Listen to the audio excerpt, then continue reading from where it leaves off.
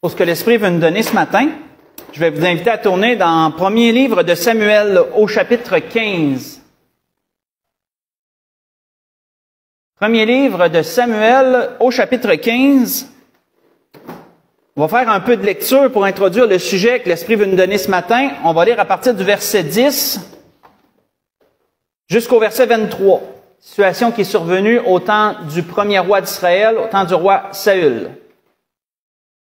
Donc, 1er Samuel, chapitre 15, débutant au verset 10 jusqu'au verset 23. On voit qu'il est dit, l'Éternel adressa la parole à Samuel et lui dit, « Je me repens d'avoir établi Saül pour roi, car il se détourne de moi et il n'observe point ma parole. » Samuel fut irrité et il cria à l'Éternel toute la nuit. Il se leva de bon matin pour aller au-devant de Saül. Et on vint lui dire, Saül est allé à Carmel, et voici, il s'est érigé un monument. Puis il s'en est retourné, et passant plus loin, il est descendu à Gilgal. Samuel se rendit auprès de Saül, et Saül lui dit, Sois béni de l'Éternel, j'ai observé la parole de l'Éternel. Samuel dit, Qu'est-ce donc que ce bêlement de brebis qui parvient à mes oreilles et ce mugissement de bœuf que j'entends? Saül répondit, Ils les ont amenés de chez les Amalécites, parce que le peuple a épargné les meilleures brebis, les meilleurs bœufs, afin de les sacrifier à l'Éternel ton Dieu. Et le reste, nous l'avons dévoué par interdit. Et Samuel dit à Saül, Arrête, je te déclarerai ce que l'Éternel m'a dit cette nuit. Et Saül lui dit, Parle. Samuel dit, Lorsque tu étais petit à tes yeux, n'es-tu pas devenu le chef des tribus d'Israël? Et l'Éternel ne t'a-t-il pas oint pour que tu deviennes roi sur Israël? L'Éternel t'avait fait partir en disant, Va et dévoue par interdit les Amalécites. Tu leur feras la guerre jusqu'à ce que tu les aies exterminés. Pourquoi n'as-tu pas écouté la voix de l'Éternel? Pourquoi t'es-tu jeté sur le butin et as-tu fait ce qui est mal aux yeux de l'Éternel? Saül répondit à Samuel, J'ai bien écouté la voix de l'Éternel et j'ai suivi le chemin par lequel m'envoyait l'Éternel. J'ai amené Agag, roi d'Amalek, et j'ai dévoué par interdit les Amalécites. Mais le peuple a pris sur le butin des brebis et des bœufs comme prémisse de ce qui devait être dévoué afin de les sacrifier à l'Éternel ton Dieu à Gilgal. Et Samuel dit, l'Éternel trouve-t-il du plaisir dans les holocaustes et les sacrifices, comme dans l'obéissance à la voix de l'Éternel? Voici, l'obéissance vaut mieux que les sacrifices, et l'observation de sa parole vaut mieux que la graisse des béliers. Car la désobéissance est aussi coupable que la divination, et la résistance ne l'est pas moins que l'idolâtrie et les téraphimes. Puisque tu as rejeté la parole de l'Éternel, il te rejette aussi comme roi. On va arrêter ici. Nous voyons, frères et sœurs, quoi ici? Nous voyons que Dieu avait donné des ordres précis à Saül, au roi Saül. On va y revenir. Dieu lui avait dit d'exterminer, et ça peut paraître drastique, mais nous comprendrons pourquoi. Dieu lui avait dit d'exterminer un peuple qui se nomme les Amalécites. Dieu lui avait dit, va et dévoue par interdit ce peuple. Et vous savez, quand on regarde selon les Écritures, quand on lit sur ce terme qui est dévoué par interdit, il n'y a pas vraiment d'orvenésie, comme on dit en québécois sur ça. Quand quelque chose est appelé à être dévoué par interdit, c'est que tout est mis à mort. Tout est mis à mort, animaux, femmes, enfants, absolument tout. Ça peut paraître très cruel, mais Dieu appelait à cela pour une raison. Dieu avait dit, va et dévoue par interdit les Amalécites, ces pécheurs. Pourquoi Dieu appelait-il à leur extermination? Quand on fait une recherche plus historique avant de continuer, quel était ce peuple, les Amalécites? Quelles étaient les coutumes de ce peuple? Quand on regarde selon les Écritures, il nous est dit certaines choses, je vais vous indiquer où aller lire pour les trouver, mais nous voyons aussi historiquement que ce peuple était un peuple de brigands. C'était un peuple de brigands et de pillards. C'était un peuple qui tuait pour le profit.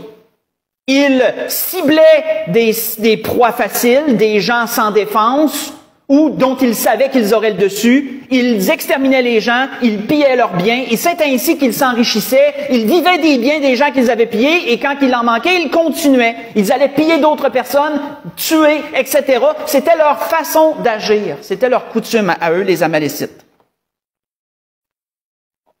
Un bon exemple que vous pourrez retrouver pendant la semaine, si vous l'allez lire, dans 1 Samuel 30, David en a fait les frais. Lorsqu'il habitait dans une ville des Philistins appelée Tsilag, et qu'un peuple était venu piller la ville et l'incendier, c'était des Amalécites. Vous pourrez lire ça dans 1 Samuel 30, versets 1 à 3. Et verset 16, et ça va vous dire exactement un peu ce que je vous ai résumé, à propos des coutumes de ce peuple. Donc Dieu dit à Saül, va et dévoue par interdit ce peuple-là, les Amalécites. Tu vas leur faire la guerre jusqu'à ce que tu les extermines. Et on voit que Saül, il nous est dit que Saül a désobéi à l'ordre de Dieu. Saül a eu pitié du roi de ce peuple, du nom d'Agag, et il l'a épargné. Quoiqu'il ait tué les Amalécites, il a épargné leur roi. Et on voit aussi qu'il a laissé le peuple prendre le meilleur du butin, quoique Dieu avait dit, tu vas dévouer par interdit aussi les animaux. Qu'est-ce qu'on remarque, premièrement, quand on voit l'attitude de Saül? Parce que quand Samuel est arrivé vers Saül, quelle est la première chose que Saül lui a dit? Saül lui a dit, j'ai observé la parole de l'Éternel. Et même après que Samuel lui a dit ce que Dieu lui avait révélé durant la nuit, Saül va renchérir encore en disant, j'ai bien écouté la voix de l'Éternel et j'ai suivi le chemin par lequel l'Éternel m'avait envoyé. Donc, qu'est-ce qu'on peut voir dans un premier temps? C'est qu'aux yeux de Saül, il avait fait ce que Dieu demandait.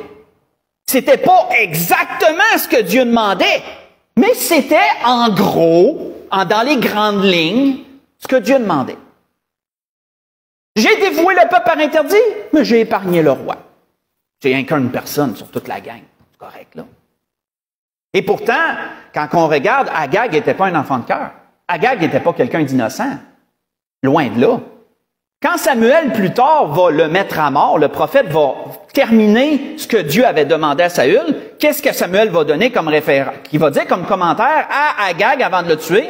Samuel dit, de même que ton épée a privé des femmes de leurs enfants, ainsi ta mère entre les femmes sera privée d'un fils. Et Samuel mit Agag en pièces devant l'Éternel. Qu'est-il dit dans le même chapitre, mais au verset 33.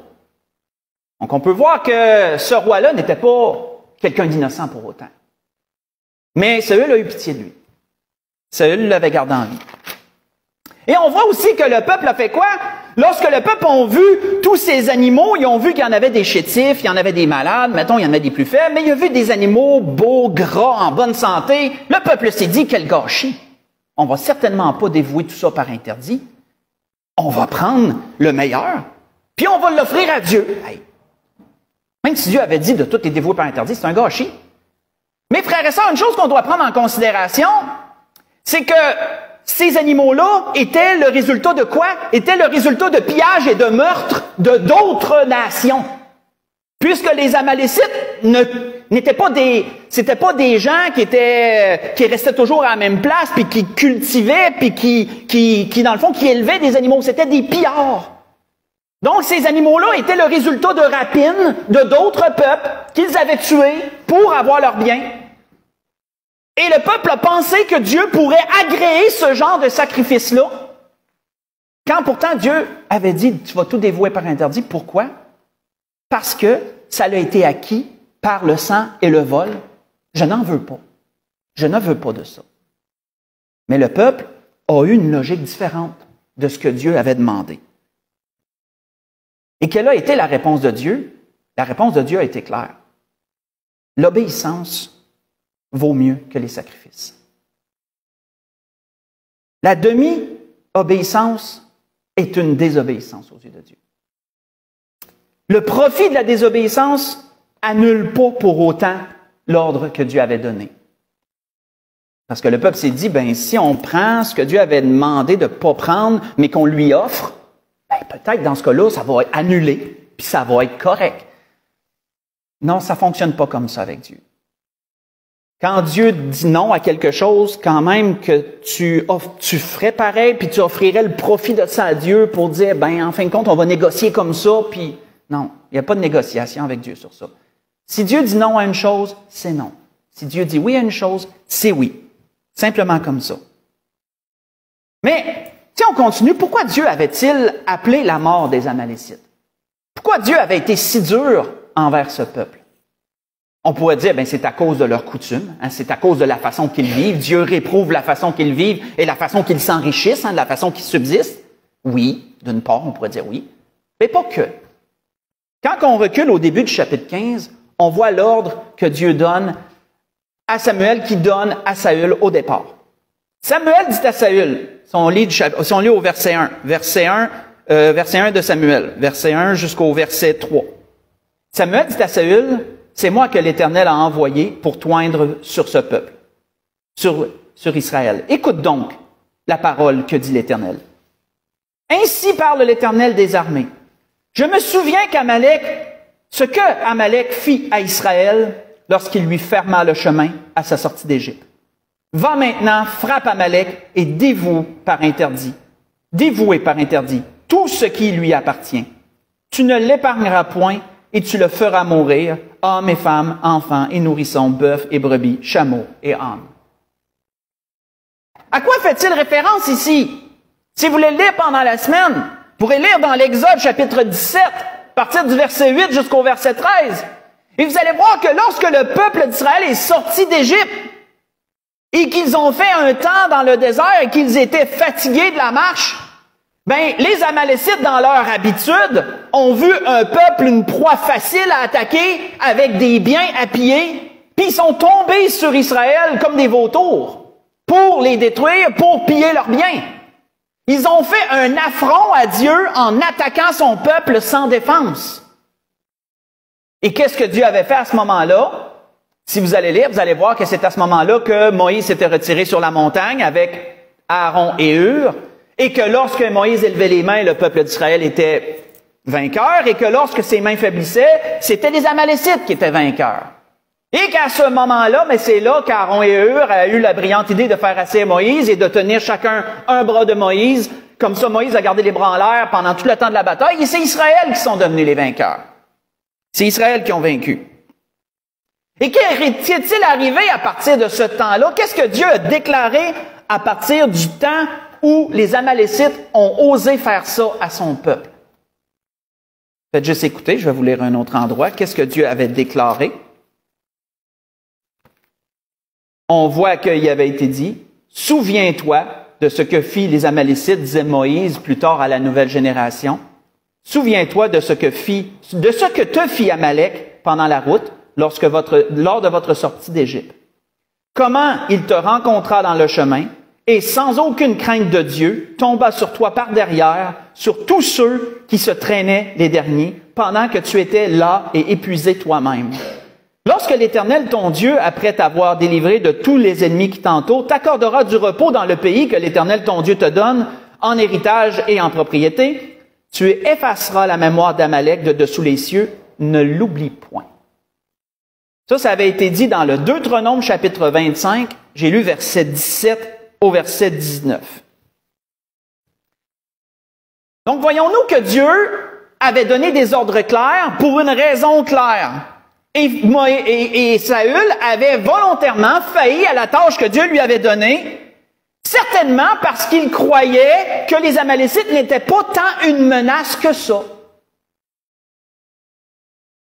Vous savez, frères et sœurs, il peut arriver parfois dans la vie que Dieu va nous dire de ne pas faire quelque chose, ou de ne pas toucher à quelque chose, de ne pas aller dans un tel lieu ou dans un tel endroit. Et peut-être que nous, on va se dire, c'est ben trop drastique comme ordre. C'est ben trop drastique, ça. Pourquoi je pourrais pas y aller? Pourquoi je pourrais pas faire ça? Ça semble pas si pire que ça. Et peut-être qu'on se dit dans notre logique, qu'est-ce qui pourrait bien arriver? Et moi, dans ma mémoire, à court terme, je vois pas vraiment de débouché, de danger quelconque. Ça semble pas si pire. Ça devrait être correct. Mes frères et sœurs, ce qu'on oublie, c'est à quel point Dieu voit loin, parce que souvenons-nous, et je le répète tout le temps, vous allez être tannés de l'entendre, mais pour Dieu, il n'y a pas de futur. Pour Dieu, c'est toujours le temps. Dieu voit tous les temps comme si c'était aujourd'hui. Dieu sait, lui, ce qui va arriver dans 100 ans, 200 ans, ou même dans 5 ans, ou même dans 2 ans, ou dans 2 mois. Dieu sait tout ce qui va arriver. Aurait-il une autre raison pour laquelle Dieu avait ordonné à Saül de détruire les Amalécites? Bien, comme on peut le constater, David en a fait également les frais de ce peuple-là, lui aussi. Puis David aussi en a laissé aller. Il y en a 400 qui se sont enfuis. Quand vous lisez 1 Samuel 30, on voit qu'il y en a 400 qui se sont enfuis. Ils les ont pas tous tués. Et là, on se dit, on n'aura pas de problème. On pourrait rester très surpris. Et on va aller tourner un endroit et vous allez voir que moi-même, là, j'ai fait comme, ça se peut pas. Oui, ça se peut. Tournons dans Esther, chapitre 3. Tournons dans Esther, chapitre 3. On va voir quelque chose. Et là, on avance dans le temps, là. On constate qu'on avance dans le temps. On avance dans le temps. Mais la sagesse de Dieu va se révéler. Esther, chapitre 3. Si on lit du verset 1 au verset 6, on a déjà lu cet endroit-là, mais on va le relire. On se transporte au temps du roi Assuérus. Vous connaissez l'histoire de la reine Esther. Je répéterai pas toute l'histoire, on en a parlé dernièrement. Mais on voit qu'un jour, il s'est élevé un homme dans la cour du roi Assuérus, un homme du nom d'Aman, et il nous a dit quelque chose de particulier. Il faut faire les liens pour le comprendre. Après ces choses, est-il dit dans l'Esther, chapitre 3, débutons au verset 1, après ces choses, le roi Assuérus fit monter au pouvoir Aman, fils d'Amadatha l'Agagite, et il l'éleva en dignité et plaça son siège au-dessus de tous les chefs qui étaient auprès de lui. Tous les serviteurs du roi qui se tenaient à la porte du roi fléchissaient le genou et se prosternaient devant Aman, car tel était l'ordre du roi à son égard. Mais Mardoché ne fléchissait point le genou et ne se prosternait point. Et les serviteurs du roi qui se tenaient à la porte du roi dirent à Mardoché, « Pourquoi transgresses-tu l'ordre du roi? » Comme ils le lui répétaient chaque jour et qu'ils ne les écoutaient pas, ils en informèrent Aman pour voir si Mardoché persisterait dans sa résolution, car il leur avait dit qu'il était juif. Et Aman vit que Mardoché ne fléchissait point le genou et ne se prosternait point devant lui, et il fut rempli de fureur. Mais il dédaigna de porter la main sur Mardoché seul, car on lui avait dit de quel peuple était Mardoché, et il voulut détruire le peuple de Mardoché, tous les Juifs qui se trouvaient dans tout le royaume d'Assuérus. On va arrêter ici. Qu'est-ce qu'on veut voir ici? De quelle origine était Aman? D'où venait Aman? La Bible nous dit qu'il était fils d'Amédatha, l'Agagite. Saviez-vous que Amalek, qui a été le premier roi, le peuple qui le suivait a été appelé les Amalécites, venant d'Amalek? Au temps de Saül, quel roi Saül a-t-il laissé en vie? Agag. Comment appelons-nous les descendants d'Agag? Les Agagites. Aman était un descendant du roi Agag, qui était un Amalécite, qui avait été laissé en vie. Et on se retrouve beaucoup d'années plus tard, où un descendant d'Agag met le peuple d'Israël en péril. Et ce qui est plus ironique encore, c'est quand on regarde Mardoché, de quelle descendance est Mardoché? Faites juste écouter. La Bible nous dit, il y avait dans Suse, la capitale, un juif nommé Mardoché, fils de Jaïr, fils de Chiméi, fils de Kis, homme de Benjamin. Mardoché était de la famille de Saül. Mardoché était un descendant de Saül. Ben, pas de Saül lui-même, mais du père de Saül, Kis, que vous retrouvez dans 1 Samuel 3, 4. Dans les débuts de Samuel, vous allez voir le début de Saül, puis vous allez voir sa généalogie, puis son père, c'était Kis. Donc, voyons-nous que beaucoup d'années plus tard, là, on se retrouve avec un descendant d'Agag qui met en péril le peuple juif et un descendant de Saül, du père de Saül, de la famille de Saül, pour s'élever contre lui. Wow! Moi, ça a été toute une révélation quand le Seigneur m'a montré ça. Je n'avais jamais vu ça avant. Mais ça nous montre que si, au départ, Saül avait obéi à l'ordre de Dieu, ce qu'on voit dans le livre d'Esther ne se serait pas produit. Vous savez, frères et sœurs, comme on le dit, comme je l'ai mentionné, Dieu voit tout. Puis combien de fois Dieu veut nous épargner des choses qui pourraient arriver plus tard? Mais nous, dans notre intelligence limitée, on va se dire, ben je ne vois pas de danger, donc même si Dieu dit ça, je ne peux pas voir qu'est-ce qui va arriver. Mais frères et sœurs, Dieu veut nous épargner tellement de choses. Parce que Dieu le sait, lui, ce qui va arriver. Puis Dieu voit beaucoup plus loin que nous dans tout ça. Et c'était sans doute l'une des raisons pour laquelle Dieu voulait que ce peuple soit exterminé. Parce que Dieu savait que ce peuple serait en menace pour le peuple juif plus tard. L'ordre n'a pas été exécuté. Même David en a laissé partir 400, comme je l'ai mentionné. Bien, plus tard, on se retrouve avec un peuple juif qui est en danger d'extermination à cause d'un descendant d'Agag et un descendant de la famille de Saül pour s'élever contre lui. C'est assez particulier quand même. Mais comme Dieu reste fidèle à lui-même et qu'il délivre son peuple, on sait que dans le livre d'Esther, nous voyons la providence de Dieu. Ça a d'ailleurs été prêché dernièrement. On voit la providence de Dieu pour voir et Dieu délivre son peuple finalement. Quand on analyse ce que l'Esprit nous montre ce matin, Dieu veut nous faire tirer certains raisonnements. Parce qu'il y a des morales à tirer. Vous savez, les histoires qu'on voit dans l'Ancien Testament sont des références pour nous enseigner des choses. Ce n'est plus les temps qu'on vit. On verra plus aujourd'hui physiquement que Dieu va demander de dévouer par interdit des peuples. Absolument pas. On vit sous un temps de grâce par le Seigneur Jésus-Christ. On vit sous le temps de la grâce. Dieu ne demandera plus ces choses. Pas physiquement, du moins. Il y a des références spirituelles à tout ça. Mais physiquement, non. Mais ces choses ont quand même des références, sont quand même des enseignements pour nous aider à comprendre des choses. Quelle morale peut-on tirer de tout ce qu'on a vu jusqu'à présent? Premièrement, c'est que obéir à Dieu, c'est pas une question. C'est pas une suggestion non plus. C'est une obligation. Quand Dieu demande quelque chose,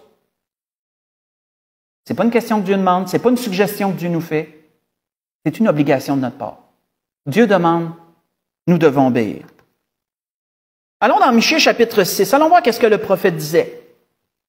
Quelle devrait être notre relation avec Dieu? Dans Michée au chapitre 6, quelle devrait être notre relation avec Dieu? Le prophète Michée le dit.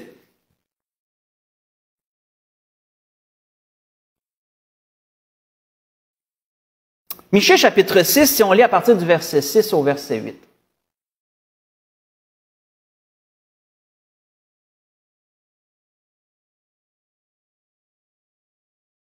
On voit que le prophète disait, « Avec quoi me présenterai-je devant l'Éternel pour m'humilier devant le Dieu Très-Haut?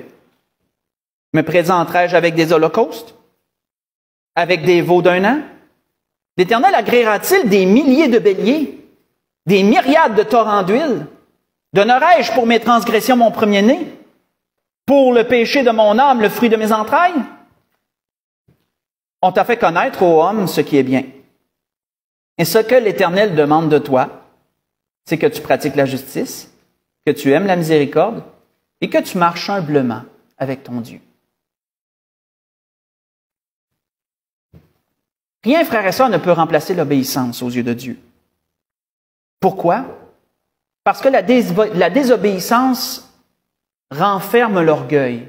Elle renferme le soulèvement. La désobéissance n'est pas que désobéissance. Quand on désobéit volontairement à un ordre de Dieu, ça démontre un orgueil, ça démontre qu'on s'élève en orgueil et ça démontre qu'on raidit le cou. On raidit le cou et on ne plie pas devant Dieu. Et ça, Dieu en a fait les frais, si je pourrais dire, avec la révolte de Satan. Et ça a bouleversé le ciel. Et c'est pas une chose que Dieu aime qui se produise. Au contraire. Au contraire. C'est pour ça que même plein de sacrifices ne peuvent pas effacer la désobéissance. Parce qu'aux yeux de Dieu, elle est encore plus coupable que tout le reste. Elle est encore plus coupable que tout. Et c'est pour ça que le prophète disait, ce que Dieu veut de toi, là, marche humblement avec lui. Humblement, ça veut dire que tu courbes l'échine devant lui. Tu ne lui résistes pas. Tu t'abaisses devant Dieu et tu lui fais confiance dans ce qu'il te demande. On voit que Dieu avait dit à son peuple, par la bouche de Moïse, un jour, il avait donné au peuple un choix entre la vie et la mort, la bénédiction et la malédiction. Hein, puis il lui avait dit, choisis la vie, afin que tu vives, toi et ta postérité, pour aimer l'Éternel ton Dieu, pour lui obéir à sa voix et pour t'attacher à lui. On a vu ça encore dernièrement. Qu'est-ce que Jésus disait? Si vous m'aimez, gardez mes commandements. Ça revient toujours à l'obéissance. Si vous m'aimez, gardez mes commandements.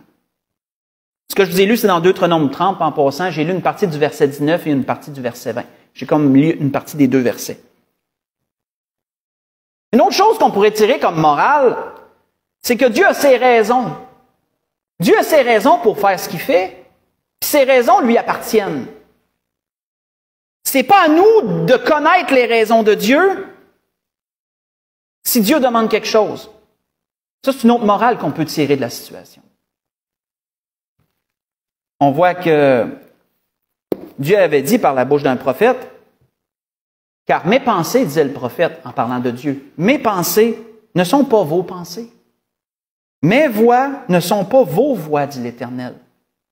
Autant que les cieux sont élevés au-dessus de la terre, autant que mes voix sont élevées au-dessus de vos voix, et mes pensées au-dessus de vos pensées.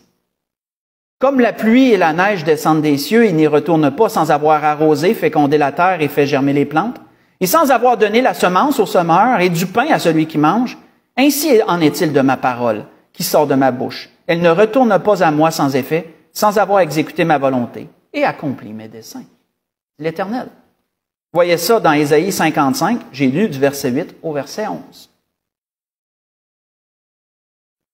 Il est humain, frères et sœurs, de vouloir connaître les motivations des gens lorsqu'on est impliqué. C'est humain, c'est normal. C'est normal.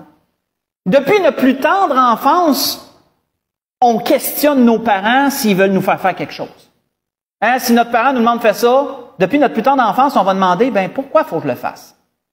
Puis, la réponse va nous motiver à le faire, parce qu'il va y avoir un processus qui va s'enclencher dans notre esprit de dire, ça vaut la peine ou ça vaut pas la peine? Hein, quand vous demandez à un enfant quelque chose, puis il vous demande pourquoi, puis si à ses yeux, ça vaut pas la peine, non, je ne ferai pas. Et à mes yeux, je n'ai pas besoin de faire ça. Malheureusement, depuis notre plus tendre enfance, on est dans ce processus-là de questionner l'autorité et de juger si les motivations sont valables pour qu'on puisse s'impliquer de notre part. Il est un peu normal, malheureusement, d'agir ainsi avec Dieu. Mais est-ce que ça doit en être ainsi? Absolument pas. Quand ça concerne Dieu, on n'a pas à questionner ses motivations. On n'a pas à questionner ses raisons. On doit prendre ce qui nous est dit et on doit l'accomplir, tout simplement. Et cela fera notre bonheur, si on agit ainsi. Une troisième morale qu'on doit prendre en considération, dans Jérémie 29, avant d'aller à la conclusion, tournons-y dans Jérémie chapitre 29. Une autre morale qu'on peut tirer de ce qu'on a vu à propos de Saül, à propos des Amalécites et tout ça. Tirer deux morales jusqu'à présent. Premièrement, obéir à Dieu, c'est une obligation. Dieu a le droit de demander. Il est tout puissant. Il est au-dessus de tout. Il a tout créé. Même nous. Il a le droit. C'est pas à nous de connaître ses raisons ou ses motivations pour demander quelque chose. Ça, c'est une deuxième morale qu'on peut en tirer. Troisième morale, c'est que Dieu veut toujours notre bien. Ça, on devrait toujours garder ça à l'esprit. Dieu veut toujours notre bien. Il a toujours notre bien à cœur à travers ce qu'il demande. On voit que dans Jérémie, qu'est-ce que le prophète avait dit au peuple lors de leur temps d'avertissement, si je peux l'exprimer comme ça, parce que pendant 40 ans, Dieu a averti son peuple avant que le châtiment vienne. Pendant 40 années de temps, Dieu a averti son peuple avant que le châtiment vienne. Et pendant ce temps, Jérémie a été le prophète que Dieu envoyait toujours vers son peuple, toujours. Et quelle est l'une des choses que Dieu avait dit à son peuple à partir du verset 11? Dieu avait dit à son peuple, par la bouche de son prophète, « Car je connais les projets que j'ai formés pour vous, dit l'Éternel, projets de paix et non de malheur, afin de vous donner un avenir et de l'espérance. Vous m'invoquerez et vous partirez. Vous me prierez et je vous exaucerai. Vous me rechercherez et vous me trouverez, si vous me cherchez de tout votre cœur. Je me laisserai trouver par vous, dit l'Éternel. » On va arrêter ici. Même si Dieu savait qu'il devrait châtier son peuple, Dieu déjà les avertissait que malgré tout, j'ai votre bien à cœur. Malgré tout, c'est pour votre bien que je œuvre. J'ai des bons projets pour vous. Puis on peut voir à 2 autres endroits précédemment où ce qu'on lit, et même plus tard, que Dieu leur certifiait déjà qu'il allait les bénir après les avoir châtiés. Ça, c'est quelque chose. Dieu savait qu'il allait devoir les châtier, puis Dieu les avertissait déjà qu'il allait les bénir après les avoir châtiés. Puis il leur disait déjà, j'ai des bons projets pour vous. Faites-moi confiance, j'ai des bonnes choses pour vous. Mais malheureusement, je dois vous châtier. On va dire ça comme ça. Les 2 endroits, si vous voulez aller les voir, c'est Jérémie 24, verset 5, Jérémie 33, verset 6. C'est les 2 endroits, si vous voulez aller les voir.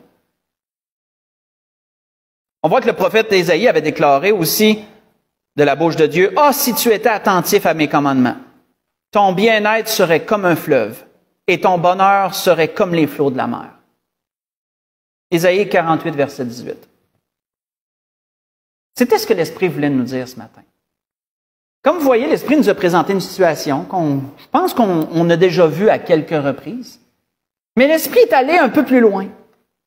L'Esprit nous a montré des répercussions qu'une désobéissance peut avoir à long terme, et c'est pas tout ce qu'on aurait envisagé. Ce que Dieu demandait allait épargner quelque chose plus tard, parce que ça n'a pas été fait, il y a une menace plus tard pour le peuple d'Israël, et Dieu a dû encore intervenir pour sauver son peuple à cause de quelque chose qui n'avait pas été fait dans le passé. Dieu reste fidèle à lui-même. Mais combien de choses, frères et sœurs, Dieu veut nous épargner?